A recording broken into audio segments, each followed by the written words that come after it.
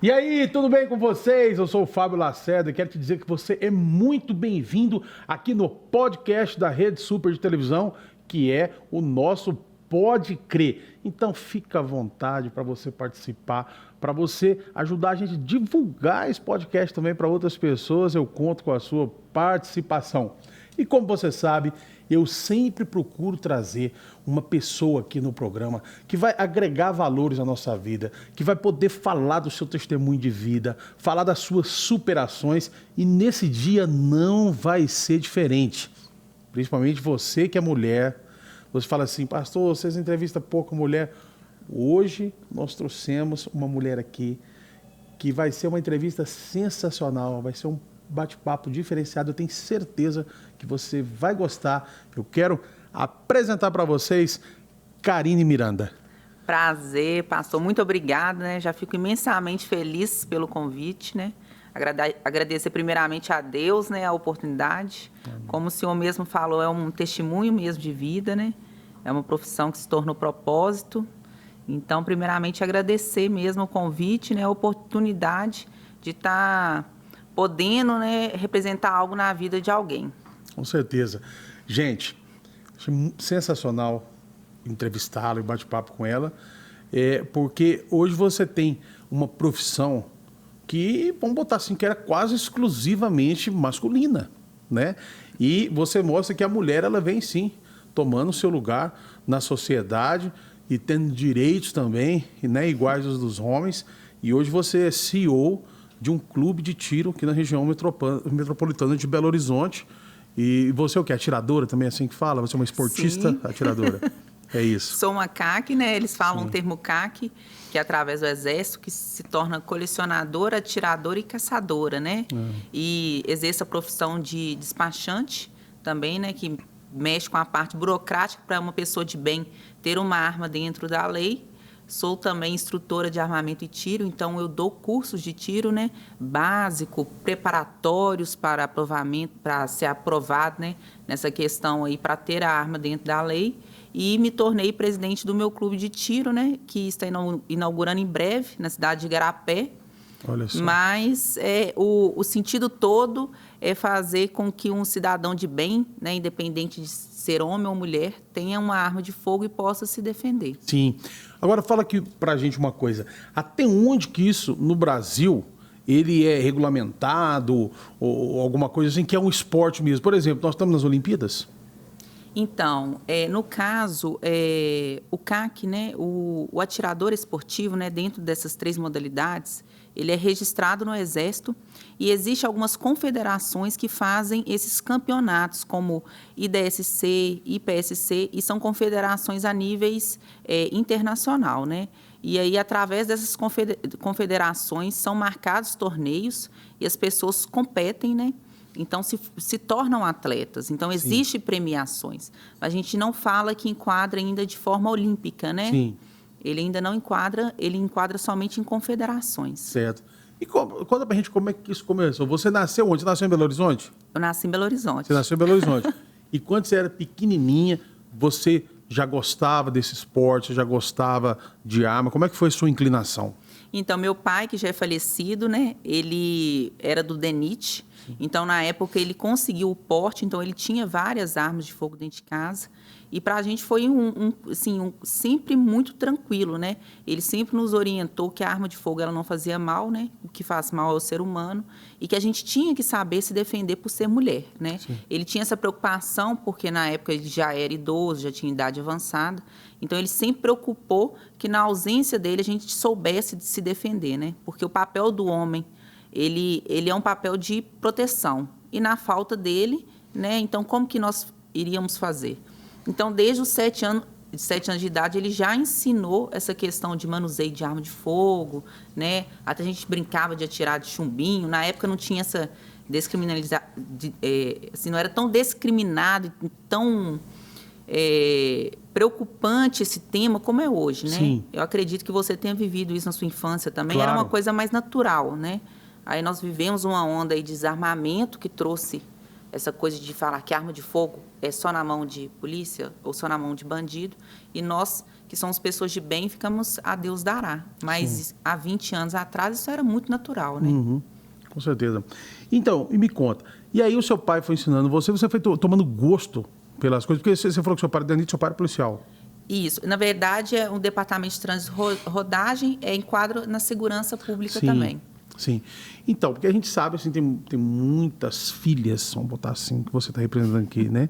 De policiais ou de pessoas que são do departamento de segurança e elas não têm essa inclinação, né? Essa Sim. vontade, assim, esse desejo, parece assim diferente a ter uma vontade de querer ter ou querer praticar o tiro esportivo. E você tem mais irmãs, todas também Então, tem tiveram minha irmã essa advogada, vontade? tem minha irmã escrivã da Polícia Civil, todas né, tiveram a mesma criação e todas Sim. sempre viram a arma dessa forma.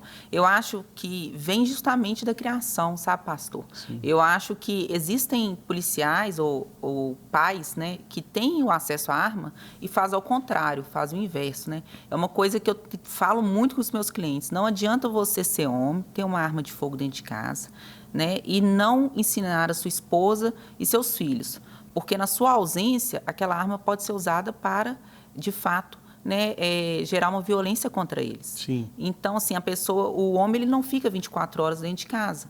Sim. Então, o que eu vejo hoje, o que falta é conscientização, né?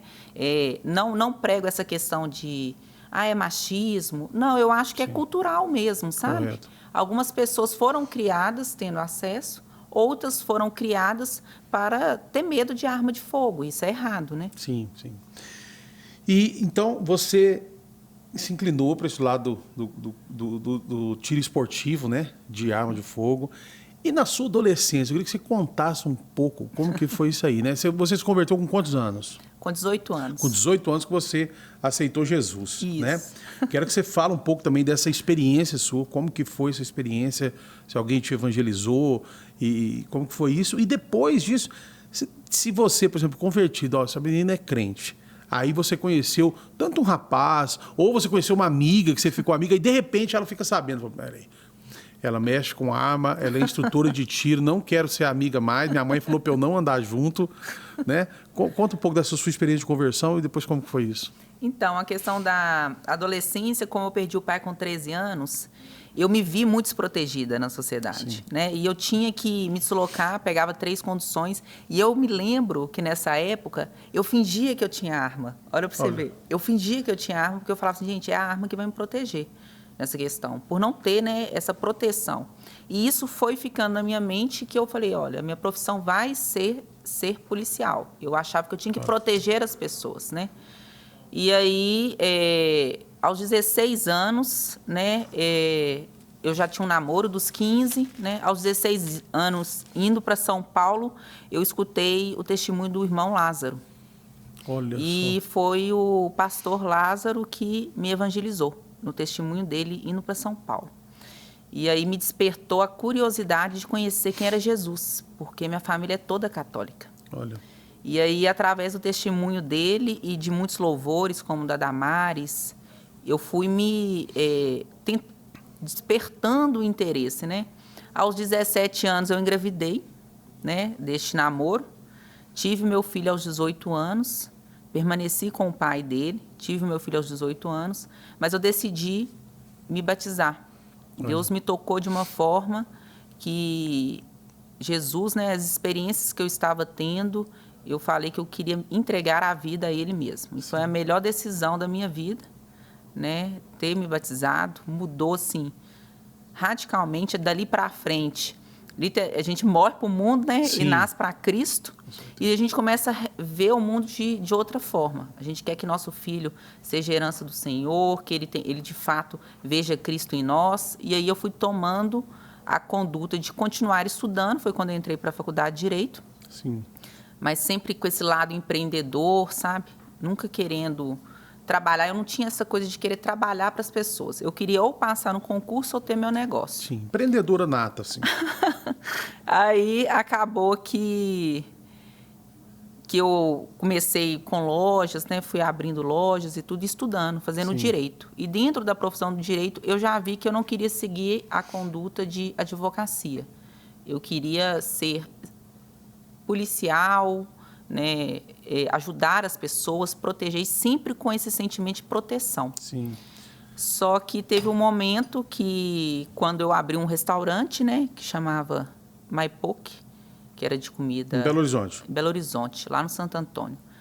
De comida havaiana, passei por muitos arrombamentos, passei por um sequestro. Olha só, miséria. Tive trauma com arma, né? É importante frisar isso. Tive o trauma com arma. Mas por conhecer arma, eu sabia que não era fácil dele disparar, né? Então, assim, isso também eu falo muitas pessoas, quando você conhece de arma, quando você passa uma situação dessa, você fica mais calmo. Você não entra em desespero, em pânico. E aí, teve um momento que eu tive que fechar, né? Nesse meio tempo, eu não consegui concluir a faculdade de Direito. Parei no 8º período, né? Sendo mãe, sendo empresária e passando por muita coisa, chegou um momento que eu tive que decidir entre me tornar empresária ou concluir a faculdade. Sim. E naquela época, como de fato eu já recebia um valor que para mim era significativo, eu não vi tanto sentido em continuar estudando tanto para passar num concurso. Sim. Foi quando surgiu a oportunidade de se tornar despachante. Sim. E sem pretensão nenhuma, eu comecei a atuar na área. E aí que eu falo que é Deus mesmo, porque foi Deus que me deu todo o entendimento da área, que me ajudou. E assim, foi quebrando barreiras, né? Chegou um ponto da empresa que eu entreguei um cartão na mão do pastor, né? Que é o pastor Pedro. E falei, olha, se não for para eu seguir, se não for da vontade de Deus, porque fica aquela coisa.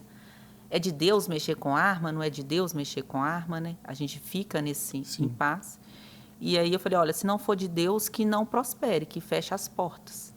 E aí foi quando, em uma viagem no interior, eu fiz 36 posses, né? E algumas pessoas já de idade avançada chegaram e me falaram assim, você realizou o maior sonho da minha vida. Olha só. Que foi trazer segurança para dentro da minha casa e da minha família. Agora eu vou conseguir dormir em paz. Então eu vi que aquilo ali era de Deus, sabe? Sim. Porque as pessoas descriminalizam muito, falam assim, nossa, mas arma de fogo e tudo, e não é, sabe, pastor? Foi realmente propósito, e eu vejo hoje como que Deus vem me abençoando, como eu consegui quebrar muitos prazos em outros estados, né? Com tão pouco tempo. Tem despachante que tem 20 anos de mercado, 10 anos de mercado, e aí eu vejo que tem a mão de Deus nisso. Sim. Nós vamos continuar falando disso aí, mas eu quero voltar no início da pergunta que eu te fiz, sobre, principalmente para você que está nos assistindo nesse momento, e aí às vezes está pensando assim, mas vocês estão falando de arma, a igreja evangélica, vocês estão defendendo a arma ou vocês estão apoiando? Não, nenhum, nem outro, de maneira nenhuma. Mas é um assunto que é público, que precisa ser falado. Todo lugar que você vai no banco, tem uma pessoa que está com uma arma. Você está andando na rua, tem uma pessoa que tem um segurança, que tem uma arma, você nem sabe quem que é. Se nós não tivéssemos esses profissionais no Brasil para instruir, para dar aula, para dar curso, né? Como que seria? Com certeza nossa vida estaria mais em risco com armas na mão de pessoas que não soubessem manuseá-las, né? Do que a arma na mão de pessoas que sabem o que estão fazendo. Então, eu só quero já falar isso com você, que não é que nem uma coisa nem outra. Pastor, vocês estão defendendo, vocês estão apoiando? Não, de maneira nenhuma. Apesar de que a gente vê, às vezes, muitas pessoas contra a arma, contra o direito de ter arma, mas ela própria anda com segurança. Né? Ela fala assim, não tem que recolher as armas, tudo, ninguém pode andar armado, mas eu tenho meus seguranças, então eu não tenho esse problema. Moro né? num condomínio vigiado, moro num condomínio horas. Fechado e tal. Então, é exatamente essa linha que a gente quer mostrar na história da Karine, uma questão da vida dela, a profissão dela, é o que ela escolheu, é o que ela foi inclinada, gente, é o que Deus tem abençoado ela para criar a família dela. Mas a pergunta que eu vou fazer para ela, eu sei que também você gostaria de perguntar, que é exatamente isso. Você, uma moça, conheceu alguém ali, uma pessoa, um rapaz ou uma amiga, e aí de repente ela ficou sabendo que você mexia com arma de fogo. Você já se sentiu discriminada por alguém? Ou, não vamos nem usar essa palavra discriminada, evitada? Falei assim, não, aqui não vai dar para eu ir mais não. Já sentiu assim, alguma coisa aconteceu? grande parte, se aconteceu, pastor, foi algo muito sutil, né? Sim. Porque eu brinco que, normalmente, se a pessoa tem medo, a última coisa que ela vai fazer é te confrontar, né? Sim, claro. Mas, para quem me conhece, graças a Deus, eu tenho um ciclo grande de amizades, né? Que eu preservo na minha vida. Tenho mais de um pastor que me acompanha, vários. Todos eu pedi aconselhamentos, todos me apoiaram nessa decisão.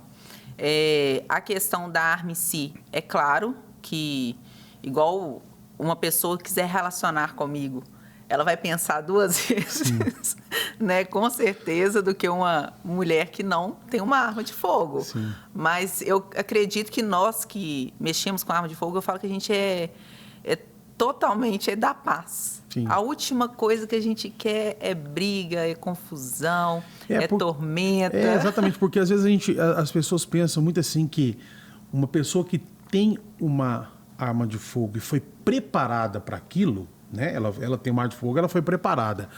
As pessoas, às vezes, o leigo, elas pensam que aquela pessoa já sai na rua querendo arrumar uma confusão. E é pelo contrário, né? Se ela for instruída com uma arma de fogo, ela sai na rua querendo não ter confusão nenhuma, querendo não entrar em nada, exatamente porque ela sabe do risco que é sacar uma arma, alguma coisa assim. Agora, queria que você falasse com a gente, depois desse ponto que você passou da sua conversão, né? Que você já iniciou nos seus trabalhos, você é uma profissional da área, reconhecida. Eu tenho muitas pessoas que te conhecem. Quando eu falei com algumas pessoas aqui no grupo que você seria entrevistada, várias pessoas falaram, não, já conheço ela, já sei quem é, nós temos amigos em comum. Então, o que eu quero te perguntar agora é, dentro da profissão, dentro lá do stand de tiro, dentro do clube, lá onde você é instrutora e dá aulas também, Sim. né? Você aí já se sentiu discriminada por um homem, por exemplo? A pessoa chegar e falar, não, mas ó, achei que era um professor grandão, carrancudo, que ia me dar aula, agora é uma moça que vai me dar aula, vai me ensinar como é que eu vou fazer? Já teve isso? Olha, já passei por muitas situações na questão de conhecer outros instrutores, né? Mas não ser menosprezada ou diminuída. Mas, às vezes, confundir, né? Sim. Achar que por ter a mesma profissão, que ia acontecer alguma coisa. E a gente sempre tentar seguir essa conduta, essa linha profissional. E, às vezes, a pessoa vê que não vai conseguir nada e, às vezes, me prejudicar de forma profissional. Já aconteceu. Sim. Eu acredito que isso vai acontecer muitas vezes, mas eu não me deixo abalar por conta disso de forma nenhuma. A forma de eu ser instrutora... 90% dos meus clientes são homens e agradecem, porque, assim, eles falam, eu ia no stand de tiro, dependendo do instrutor, ele gritava na minha cabeça ou tinha vergonha de falar. Porque o homem, com o outro homem, já aconteceu, né, de clientes meus me falarem, que ficava sem jeito de falar que não sabia manusear arma para não se sentir diminuído perto do outro homem. E comigo não, comigo ele já tinha essa tranquilidade de falar assim, olha... Eu não sei fazer empunhadura, eu não sei fazer avisada, tem como você me ensinar? Porque eu não consigo. E sempre com muito respeito. Graças a Deus, todos os meus clientes até hoje e alunos, todos me respeitaram. Nunca houve nenhum tipo de desrespeito. Em questão de cliente e aluno, não. Da mesma forma como muitos, sendo casados, eu incentivando, levava a esposa e tinha muita tranquilidade por eu ser mulher. Sim. Então, querendo ou não, às vezes tem um pouco de contato, é quase mínimo, mas nesse pouco contato, ele não se sentia confortável de levar a mulher ou a filha, a irmã, por conta que um outro homem iria ter esse contato, né? Então, ao mesmo tempo que se fecha portas, abrem outras portas. Entendi. Você está dizendo assim que, às vezes, alguns homens que a esposa vai praticar o tiro, ele até prefere que seja uma instrutora mulher do que um homem, né? E me fala uma coisa, você falou que 90% dos seus alunos, vamos dizer assim, é aluno mesmo que fala? É aluno? Sim. O aluno é do público masculino, né? Mas e o público feminino, ele tem procurado isso? Tem aumentado o número de mulheres que apreciam o tiro esportivo, que gostam de ir em stand, que têm vontade de conhecer mais? Tem aumentado? Tem aumentado. Eu faço algumas campanhas, né? Tem um curso voltado só para mulheres, que é Atire Como Uma Garota, que é uma turma só de mulheres, que eu ministro o curso. Como eu tenho visto a crescente aí nessa questão de instrutoras mulheres, né? Só que normalmente atuam em outros estados, onde que tem mais nessa cultura armamentista. Mas eu tenho que trabalhar mais essa forma de conscientização, porque eu vejo, pastor, que hoje as mulheres dão prioridade para outras coisas, que seria mais beleza, né? Seria mais compra, viagem, enquanto o homem, por ter esse instinto mais protetor, visa mais essa questão de segurança. Sim. Então, é uma luta que a gente trava um pouco para a mulher ter a consciência da importância dela saber se defender, sabe? Isso daí está sendo, eu falo que assim, uma caminhada, mas uma hora a gente chega lá, a gente consegue. Sim, com trazer. certeza. Mas, ó, deixa eu tentar separar uma coisa com você para quem está nos assistindo e possa até ter interesse mais nesse assunto, conhecer mais. A pergunta que eu quero te fazer é o seguinte, olha, veja bem. Pode uma pessoa, quando a gente fala assim de armamentista ou não ser armamentista, né? Ou ser completamente contra, assim, as pessoas andarem armadas. Pode haver um interesse, ou existe um público que tem um interesse da seguinte forma. Ele fala, eu gosto de atirar, eu tenho vontade, ou então eu atiro, só que eu sou completamente contra uma pessoa ter um porte de arma, andar armado na rua, mas eu gosto de atirar. Existe isso ou não? Todo mundo que gosta de atirar acha que tem que andar armado e que as pessoas podem andar armado. Existe uma elite que foi criada de atiradores, porque antes era um esporte para rico. Sim. Né? Rico, que eu falo, rico mesmo. Sim. Porque era muito Era caro. Hoje está se tornando mais acessível. É claro mais que... popularizando mais. Está popularizando, né? A nossa intenção é que o clube de tiro seja igual a uma academia, igual é nos Estados Unidos, que a pessoa consiga frequentar diariamente se ela quiser, né? Mas tem um público, né, que simplesmente se revoltou com essa questão dessa disseminação da importância de se armar e fala que não, que a arma de fogo é só para quem realmente tem dinheiro, é rico, e não é isso, né? A arma de fogo é para todo mundo que é de bem, Sim. que tem condições e precisa se defender. E o que eu vejo hoje é que o nosso país está caminhando, né, para a cultura armamentista. Não vai ser só em um governo que isso vai acontecer. Isso aí vai acontecer ao longo do tempo, com muito trabalho e conscientização. Se você me permitir, eu vou te falar as questões das modalidades para a pessoa ter uma arma de fogo, para a gente entender sobre isso de andar com a arma de fogo, né? A posse, né? Hoje, a posse pela Polícia Federal, que é quando você tem a sua arma de fogo registrada, né, no Sinarme, e aí, que é o órgão da Polícia Federal, você pode ter essa arma na sua residência, na sua propriedade rural ou no seu comércio. Tá, você tem que escolher daí onde que você vai colocar o endereço. Isso. Aí você pode ter um número de até 4 armas, né? Dentro dessas armas, 4 espécies, podendo ser pistola, revólver, carabina ou espingarda de vários calibres, né? Sim. Desde 380 até 45, né? Calibre 12. E aí você pode treinar com essa arma de fogo desmuniciada uma vez ao mês no clube de tiro. Então, você não tem o porte dessa arma. Você tem essa arma única e exclusiva para a defesa do seu patrimônio e da sua vida, né? Seja ele no comercial, seja ele ali como se fosse aquele segurança de um banco, de uma loja, que só pode usar naquele momento do trabalho, naquele momento que ele estiver dentro do estabelecimento. Mas aí agora a lei ampliou que você consegue treinar com ela uma vez ao mês. Antes era 2 vezes ao ano. Então, essa é a arma que eu falo que todo cidadão de bem tem que ter. Sim. Seja na sua empresa, seja na sua residência. Você tem que ter esta arma lá para a defesa dos seus bens, né? Justamente porque quando os bandidos sabem que a população se armou, a criminalidade despenca, né? Sim. Então, isso é comprovado. A outra forma é a modalidade de esporte, pastor, que eu te falei, que é o CAC, que é o colecionador, atirador e caçador, porque é permitido caça aqui no país. Poucas pessoas sabem, mas é permitido caça, igual o do java-porco, que se tornou uma praga em vários lugares, que inclusive... Em muitos lugares eles devastam plantação, tudo, né? Devasta plantação, ataca o ser humano, as pessoas passam necessidade, porque se tornou realmente uma praga, só que poucas pessoas têm conhecimento. E essa caça é legalizada, né? Ela é legalizada, ela é registrada, inclusive no IBAMA. Então, tem essas 3 modalidades, né? Que você pode ter dentro do certificado de registro, que é pelo Exército Brasileiro, e o órgão que registra é o SIGMA.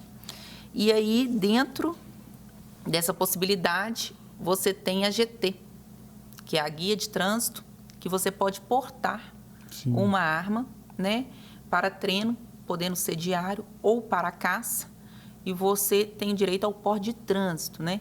E você pode ter também 2 endereços de guarda e acervos apostilados, e você pode se deslocar com essa arma. Então, entre aspas, você tem um porte, só que é um porte de trânsito para treinamento ou para deslocamento de guarda e acervo, ou quando você vai competir ou caçar. Sim. Então, você tem esse porte de trânsito, isso é resguardado pelo Exército Brasileiro, e lá você pode ter uma outra espécie, que é o fuzil, alguns outros calibres que são restritos, como 5.56, 4.54 Cazoo, só que você não pode frequentar locais públicos, né? Então, não é aquele porte livre que um policial, por exemplo, tem, né? De ter um acesso livre. Mesmo assim, muito dos portes, você não pode entrar em igreja, você não pode entrar em banco, você não pode entrar em estádios, né? Poucas pessoas sabem, mas tem portes até de policiais que eles não conseguem adentrar esses locais. Então, existe um controle realmente rígido, né? Em cima disso. Negócio, as pessoas pensam, às vezes, que a pessoa vai tirar um porte, tirar um CAC e ir numa festa, andar por aí na igreja, né? Olha só, diante de tudo isso que você nos contou, né? Sobre um pouco da política de arma, um pouco de todas essas coisas, do acesso ao brasileiro à arma, mas a gente sabe que tem um versículo que fala assim, que se Deus não guardar a cidade, em vão vigia a sentinela, né? Então, nessa viagem sua para São Paulo, que você conheceu Jesus, que despertou no seu coração o interesse pela palavra, eu vou fazer uma pergunta para você, que você vai responder daqui a pouco, depois dos nossos comerciais. Nesse tempo que você conheceu Jesus, depois dessa viagem que você fez, tem algum momento que você viu a ação de Deus na sua vida como se fosse um milagre? Qual foi o momento, Karine, que você viu e falou assim, isso aqui é um agir de Deus na minha vida, isso aqui é um milagre? Você já viveu essa experiência? Já tenho. Eu falo que a minha vida, pastor, não é uma vida com testemunho, é um testemunho de vida. Olha só. Porque Deus é tão poderoso que Ele já me tirou de inúmeros desertos, sempre me prosperou, nunca me deixou faltar nada. Então, na área profissional, eu sou eternamente grata, porque tudo que eu faço, eu falo que sim, que tudo que a gente faz, né, de coração, né, quando você é manso e humilde de coração, você anda, né, sempre reto, não se desvia, Deus abençoa. Então, na minha parte profissional, são tantos e tantos milagres, tantas portas abertas, como este momento aqui também, que eu não posso, né, classificar qual foi mais importante. Eu falo que todos tiveram sua importância. Mas na questão pessoal, eu posso testemunhar 3 grandes milagres que Deus fez, né, na saúde da minha família, que é no caso da minha irmã, Renata, que com 25 anos sofreu um acidente, quebrou o pescoço. Era para ela ter falecido na hora, fraturou a C2 e a C3, teve lesão medular, ficou tetraplégica por 6 meses, né? Ficou de cadeira de rodas por mais 5, e hoje minha irmã anda, dirige, sabe? Faz o pilates dela, tem toda... Assim, é um milagre total. Isso para a medicina mesmo. Teve outro caso da minha mãe também, né? Que teve um tumor na face, perdeu totalmente a consciência, a mobilidade. Isso através de muita oração, sabe, pastor? Muita oração mesmo. Hoje está perfeita, tem 69 anos também. Foi outro milagre da minha vida.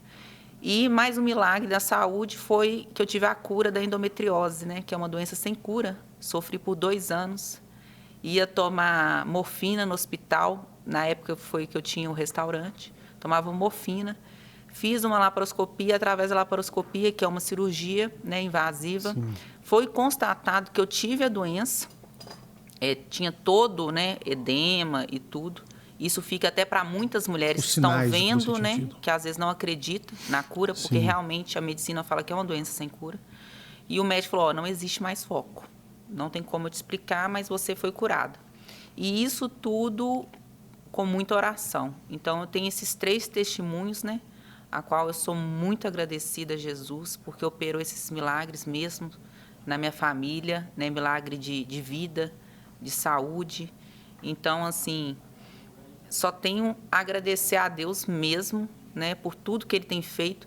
Eu tenho convicção que Jesus anda de mãos dadas comigo. Ele é o meu melhor amigo, o meu companheiro. Eu falo que Ele é o meu melhor sócio, meu melhor namorado, o melhor tudo. A melhor companhia que eu quero ter é Ele. Eu falo, Senhor, tira tudo de mim que não provém de Ti e tudo que for da tua vontade em minha vida, o Senhor faz, né? Amém. E independente de rótulos e tudo, eu acredito que eu venho evangelizando, venho pregando a palavra dele, venho tentando ser a imagem e a semelhança dele, né? Por onde eu ando, por onde eu passo. E que se um dia ele quiser, né, com o chamado de pastora, eu sei que é difícil demais. Eu falo com ele, Senhor, só o ir de pregar e tá bom, né? Deixa eu ser missionária. E eu até peço ele, eu falo, Pai, se o Senhor for me prosperar como o Senhor, né, tem me prometido, porque é uma promessa, né, que vem quando o irmão Lázaro me evangelizou, eu estava na estrada, na mesma estrada onde que é o meu clube de tiro hoje. Olha só. E ano passado, Profético. quando eu estava indo para São Paulo, que eu estava meio sem rumo, né, nessa questão, se eu ia permanecer ou não nessa profissão, Deus trouxe a palavra de Abraão para mim, né? E eu não entendia, sai da sua terra, da tua parentela, da casa do seu pai. E eu estava em uma parada, no meio do caminho, e olhando para a cidade de Igarapé sem nem imaginar, porque eu não conhecia ninguém lá. Olha só. Nada. E Deus me trouxe 2 sócios de Igarapé. E um belo dia, né, recentemente, quando eu estava lá dentro do meu clube, que é na 381, na Fernão Dias, Deus me trouxe tudo à memória. Ele falou, filha, tudo que eu te prometi há 13 anos atrás, eu estou cumprindo agora. Então, agora é a hora da promessa. Então, eu posso falar que foram muitos desertos, muitos livramentos, muitos recomeços, muitas curas que eu presenciei, mas hoje eu estou firme na rocha. Olha, maravilhoso seu testemunho. Eu acho muito importante, principalmente para as meninas que estão nos assistindo. Aí se alguém perguntar assim, mas por que o senhor está falando menina? Porque eu sou pai de uma menina de 9 anos. Eu tenho um filho de 7, uma menina de 9. E eu vejo, por mais que as pessoas podem falar, não, mas a mulher não é esse sexo frágil, a mulher não é isso, mas eu vejo como elas precisam de proteção. Sim. Né? Como elas precisam de uma proteção masculina. Eu vejo isso na vida da minha filha, né? E eu faço de tudo para ela se sentir protegida, se sentir amada, se sentir guardada. Ela só tem 9 anos. Você, com 13, você perdeu seu pai, que para mim é uma idade muito baixa ainda.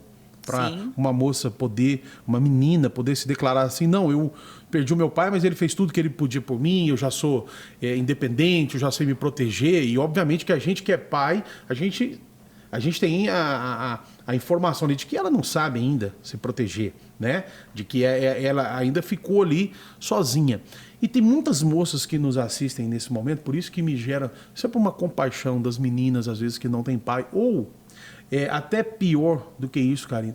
Muitas meninas nos assistem e são órfãs de pais vivos. Sim. Né? Pai que não dá atenção, que ela não pode contar com o pai para nada. Às vezes tem outra família, alguma coisa assim.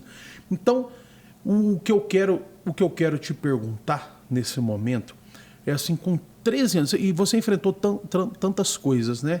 Você é uma moça que perdeu o pai muito nova, foi mãe muito nova. Sim. E a gente sabe que muitas pessoas, por esses obstáculos, às vezes, que a vida oferece, e a gente sabe que não é problema nenhum ser mãe, mas às vezes você ser mãe sem o pai, sem você esperar, sem imaginar, é um obstáculo maior, né? Porque já não é fácil criar um filho com toda a estrutura, com você esperando, a mãe aguardando há 5 anos para ter o filho se preparando, às vezes não é fácil, né?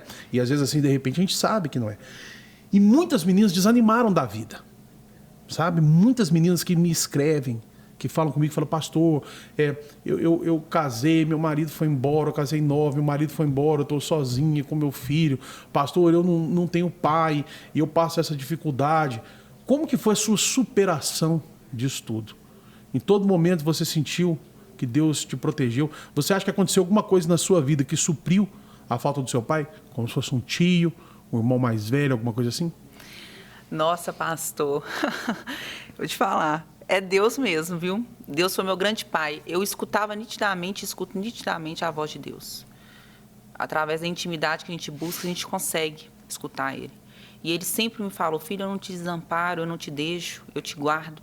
Você vai passar por muitas dificuldades, mas não desanima, né? Porque vai dar certo. Quando eu engravidei, né, do meu filho, do Francisco, Eu tinha 17 anos, ganhei ele com 18. Não foi um relacionamento fácil com o pai dele. Tentamos seguir, mas não deu certo, né? Por mais que nós ficamos 5 anos juntos, né? Eu fiquei com ele dos 15 aos 20, mas foi muito conturbado, a gente era muito novo, imaturo. E assim, quando o meu filho nasceu, ele foi a luz da minha vida, né? Ele é a luz da minha vida. Ele é tudo em minha vida. Então, assim, não posso te falar que foi o meu filho que trouxe o conforto, mas Deus me presenteou com ele, né? Algumas meninas, às vezes, engravidam e pensam em tirar. Nunca me passou na mente tirar o meu filho, sabe? E hoje eu vejo que, assim, é tudo mesmo, tudo na nossa vida. E foi Deus que foi me dando força. Eu, depois que eu me tornei mãe, eu falo que eu me tornei uma leoa, né? Sim. Mais vontade de vencer na vida, mais vontade de crescer. Então, assim, sobre pessoas que supriram meu pai, eu tive tios que me criaram no interior, tive uma fase no interior, né? Dos 9 aos 13 anos de idade. Olha.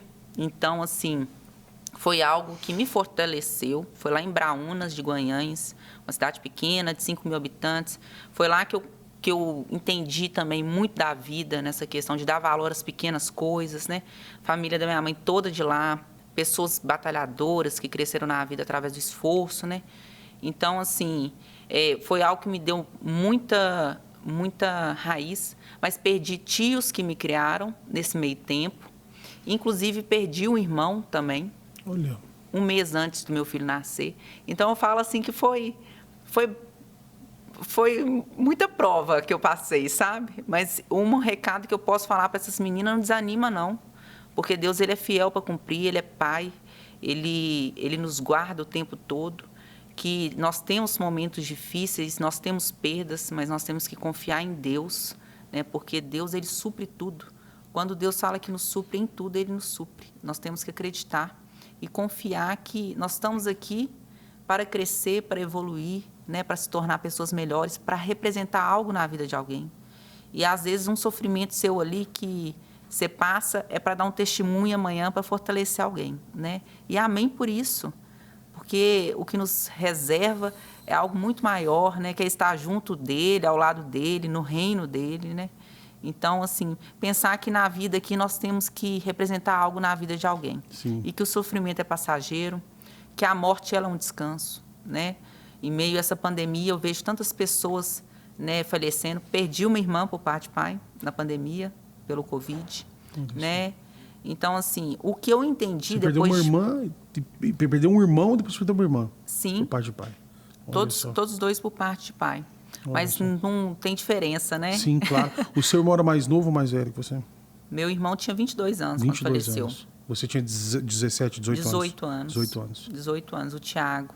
Então, assim, depois de tantas perdas, pastor, eu entendi que a morte, ela é um descanso. E Sim. que Deus, ele dá e ele tira a vida. Né? Nós temos que entender isso. Tudo é permissivo, é debaixo da vontade de Deus. Então, assim, eu tento ver propósito em tudo. Não é, você espiritualiza demais. Não, ao contrário. Eu tento não deixar as coisas que o mundo nos impõe, né, me desmotivar do que Deus me colocou, que é o meu propósito. Então, eu tenho que seguir, eu tenho que olhar reto. Eu não posso me distrair, porque senão a gente cai em depressão, a gente desiste da vida mesmo. Falar com elas que Deus supre o coração, que elas têm que buscar intimidade. Hoje, o que eu vejo, assim, falta muita intimidade com Deus. Você entrar dentro do seu quarto, você orar, você falar: Senhor, fala comigo.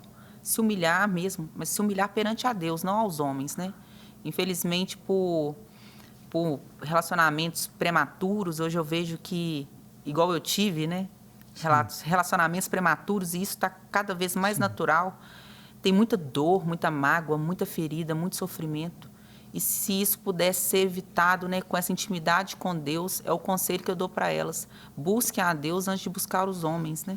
Então você falaria para uma moça hoje que está nos assistindo, novinha, de 14, 15 anos, que se ela ainda não é madura e possivelmente ela não seja nessa idade, ela não deve iniciar um relacionamento? Com certeza não, porque eu não tinha maturidade. E eu creio que se meu pai estivesse vivo, ele falaria comigo: Sim. Você não tem maturidade para estar namorando. Mas, às vezes, na ausência dele, a gente tenta suprir, né, a falta. E por isso também, para as mães que estão assistindo dessas meninas, buscarem aconselhamento psicológico. Porque o psicólogo, o Deus, ele trouxe essa profissão tão digna porque realmente é necessário. Sim. Então, um aconselhamento psicológico, um aconselhamento pastoral, né, de estar ali junto mesmo, instruindo, para que essa menina não supra a falta do pai com um namoro, né, tão prematuro e podendo gerar, às vezes, né, uma gravidez. Porque eu posso falar com o senhor que o meu filho é minha bênção, mas falar que minha vida se tornou mais fácil, ao contrário, eu tive que lutar 2 vezes, 3 vezes mais para conseguir passar por coisas que amigas minhas que eu estudei até hoje não passaram. Né? Então, e não é todo mundo que aguenta. Sim. Não é todo mundo. Eu acho importantíssimo você tocar nesse assunto, porque a gente sabe que as meninas, às vezes, que engravidam antes de casar, muito novinha, que às vezes não tem uma independência já da família, financeira, tudo, muitas vezes elas se sentem muito discriminadas, né? Porque as pessoas ligam diretamente a gravidez a um pecado que ocorreu, alguma coisa assim. Então eu costumo sempre dizer para as pessoas, às vezes, que estão na igreja, que nos assistem, que às vezes é fruto de um relacionamento assim, agora a gente não falando de você, mas do filho, uma pessoa que é fruto de um relacionamento que foi sem o casamento, ou às vezes até pessoas que são fruto de uma traição, alguma coisa, elas se sentem muito discriminadas e elas carregam um peso muito grande, né? De ser chamado, às vezes, de bastardo, ou de ser chamado, né, filho de uma mãe solteira, alguma coisa assim. Só que, eu digo assim, o homem e a mulher, eles podem em algum momento errar na forma do relacionamento e cometer um pecado. Mas Deus, ele nunca vai errar em permitir que uma alma viesse à terra através do corpo, né? Então, para as pessoas que nos assistem, né, eu quero liberar essa palavra sobre a sua vida. Se você é filho de uma mãe solteira, você deve admirar sua mãe até mais de ter te criado. Se você é filho, às vezes, de um relacionamento extraconjugal, entenda que Deus, ele escolheu você, ele permitiu que você viesse à Terra, ele permitiu que você chegasse até aqui. E você que é moça, que está me ouvindo, que às vezes passou por isso, e a nossa igreja sabe exatamente desse assunto, tanto que nós temos um ministério que é para acolher meninas que engravidaram na adolescência e foram até rejeitadas pela família. Né? Então a gente acolhe essas meninas, a gente sabe disso. Agora nós temos uma pessoa aqui que está nos dando um testemunho e que esse testemunho atinja o seu coração, que ela não se vitimiza por isso. Ela está mostrando que você pode superar, às vezes, esse preconceito, muitas vezes até dentro da igreja. Com certeza. Que você pode passar por essa luta e o nosso Deus, ele é especialista em transformar maldição em bênção. Então, muita coisa, né, num primeiro momento que pode ser, talvez seja uma maldição na sua vida, não de maneira que nós estamos falando do filho, mas de todas essas lutas que está passando. Meu Deus, o que aconteceu agora? Como que eu fui perder o meu pai nessa idade? Eu precisava dele. Né? Gente, como que é conviver com a perda de um irmão, com todas essas coisas de uma irmã? Essas coisas que poderiam gerar trauma, paralisação, fez dela uma mulher mais forte. Então eu quero que... Fala assim, o que você está querendo dizer com tudo isso, pastor? Que isso sirva de exemplo para você. Principalmente às vezes que você que me assistiu até agora, que nos assistiu, e a gente já vai caminhando para o final, mas eu não quero finalizar sem antes que ela fazer a última pergunta, que ela deixe uma mensagem para a gente. Que viu a Karine aqui até agora, e no início, às vezes, da entrevista, pensou assim, não, mas Patricinha, né? Uma mulher elegante, mexe com arma de fogo, que absurdo. Isso aí é o pai dela, que pegou ela no quartel, criou ela até agora, não deixou ela passar por nada. Você viu a história aqui, gente. Vocês viram por tudo o que ela passou. Aí você está pensando assim, o que o senhor está querendo me dizer? Que eu tenho que mexer com uma arma de fogo? Não, eu estou querendo dizer para você que você não pode desistir. Que existem motivos para você acreditar em si mesmo e vencer exatamente todos os seus obstáculos. E é isso mesmo que você fez, Karine? Você venceu todos os seus obstáculos que a vida te colocou. Com certeza. E todos os dias eu venço um obstáculo. E eu agradeço a Deus no final de todos os dias, porque eu sei que o que está em mim é muito maior do que está no mundo. Eu sei que tudo que vem é para edificar, é para literalmente me firmar na rocha, né, para se tornar inabalável. Vai chegar um momento que eu vou olhar para trás e vou rir disso tudo, junto com ele. Sim. Junto com ele. Então, assim, agradeço a Deus por tudo que eu passei. Você falar assim, nossa, mas e as perdas? Eu agradeço. E os momentos de fracasso? Eu agradeço. E os momentos de dor? Agradeço. Eu agradeço por tudo. Porque... Desculpa te cortar, porque eu vou te fazer uma pergunta aqui, que é dentro disso aí, para você continuar e para a gente finalizar, que eu quero muito que você deixe um recado e eu vou te falar o que é. E a pergunta que eu quero te fazer, Karine, é exatamente dentro disso aí. Isso aí, tudo que você pegou, essa bagagem toda que você pegou e se fortaleceu dentro do seu coração e fortaleceu a sua vida. Existe algo hoje que você olha e você fala assim, eu ainda tenho um sonho para conquistar, né? Não é só isso que eu quero. E isso aqui, hoje, porque hoje a gente escuta a sua história ela assim, é muita coisa. Sim. Né? É muita coisa. A gente realmente, quando a gente te vê, quando a gente conhece, por exemplo, igual eu, que tenho amigo em comum com você, a gente não imagina, às vezes, que você passou por tanta coisa na vida e você passou por coisa demais. Então, a gente, escutando você hoje, pensa assim, gente, estabilizou daqui para o fim. Ela é isso, vai mexer com isso e misericórdia, não tem que ter mais nenhuma conquista na vida dela, porque já passou por coisa demais. Você pensa assim também, ou você ainda tem muita coisa para conquistar? Você acha que essa sua história pode ser só o início? Acredito que é só o início. Foi só o preparatório para o que está por vir, né? Eu almejo, né, servir a Deus, primeiramente. Se Ele quiser me prosperar, como eu recebi promessa de profeta sobre a questão empresarial e tudo, é para a obra dele, né? O meu sonho é ter minha família, né, ainda, ter mais filhos, né, casar, né? Isso para mim é o tesouro que nós temos. Não adianta você enriquecer, você ter fama, você ser popular, não é nada disso. Não é para isso que nós estamos aqui. A base de tudo é a família, né? Como Jesus fala, a base de tudo é a família. Então, casar, ter minha família, prosperar para poder, né, me tornar missionária, para continuar levando o evangelho e ajudando quem Deus me orientar. Então, é isso que eu falo, que isso tudo para trás foi um preparatório para o que há de vir, né? Sim. O seu objetivo é esse aí. É esse. Maravilha. Olha, foi muito bom fazer esse bate-papo aqui com você, eu te conhecer melhor, conhecer a sua história, o seu testemunho de vida. E o que eu vou te pedir nesse final de programa, que você já fez, né? Você já falou quase que a mensagem toda aqui. Mas, primeira coisa que eu quero te perguntar, assim, se alguém quiser saber sobre mais o assunto, nós vamos deixar o seu Instagram aqui, que é o @armasmira. Armasmira. Então, @armasmira vai estar aqui embaixo. Se a pessoa quiser conhecer mais, quiser, depois que inaugurar e passar todas essas coisas, conhecer o seu clube de tiro lá e tudo mais, né? Então, nós vamos deixar aqui embaixo.